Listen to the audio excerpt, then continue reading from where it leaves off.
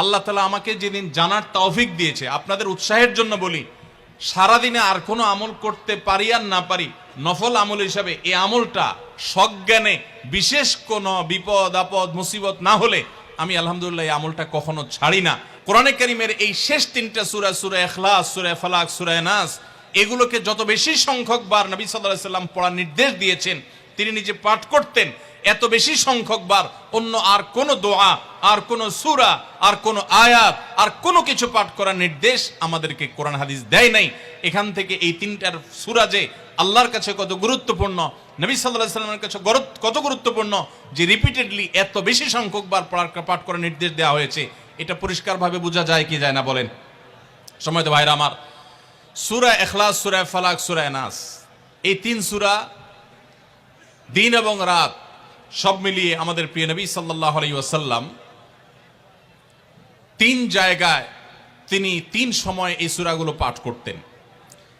একটা হলো সকাল এবং সন্ধ্যায়, সকাল এবং সন্ধ্যায় নবী করিম সাল্লাল্লাহু আলাইহি ওয়াসাল্লাম তিন কুল পড়তেন। এটাকে সংক্ষেপে বলা হয় তিন কুল।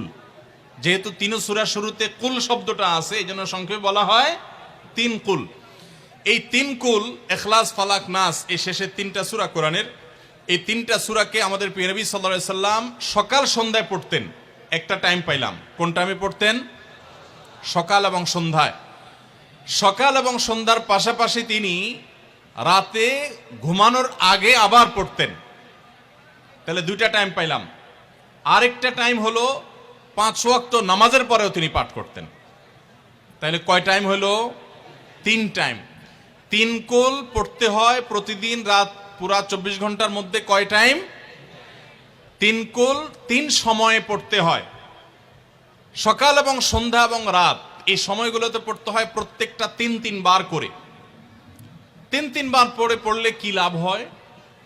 নবী করিম সাল্লাল্লাহু আলাইহি ওয়াসাল্লামের পরিষ্কার হাদিস রয়েছে, যদি কেউ সকালে 3 কুল 3 বার করে পাঠ করে, সূরা ইখলাস 3 বার, সূরা ফালাক 3 বার, সূরা নাস 3 বার যদি কেউ পাঠ করে, সন্ধ্যার আগ পর্যন্ত সারা দিনের জন্য ওই পাঠকারী ব্যক্তি আল্লাহ তাআলার জিম্মায়, আল্লাহর হেফাজতে, আল্লাহর নিরাপত্তায় সে চলে যায়।